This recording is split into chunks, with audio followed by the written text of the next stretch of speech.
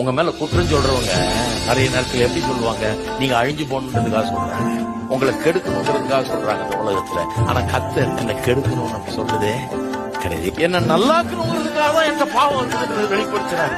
பாவத்தை உணர்த்துகிற பரிசுத்த ஆவியானவர் சும்மா என் மேல புகார் சொல்றது வந்து பிசாசானவர்.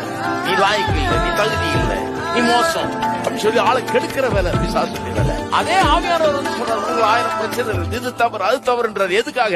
என்னை சிறப்பானவனாக மாற்றுவதற்காக. எனக்குள்ள இருக்கிற குறைகளை சுட்டி காண்பிக்கும் போது என்னால ஏன் இணங்க முடியுது, அதுக்கு என்ன ஒப்பு கொடுக்க முடியுது. சரி ஆண்டவரே, நான் மாறிக்கிறேன், என்ன மாற்று, எனக்கு உதவி செய்யும் சொல்லி என்ன அவரிடத்துல அர்ப்பணிக்க முடியுது. அவருடைய அதிகாரத்தின் கீழ்பட்டவனாக நான் எப்படி வாழ முடியுது? ஏன்னா இவரை நம்பி என் வாழ்க்கையை கையில கொடுக்கலாம்.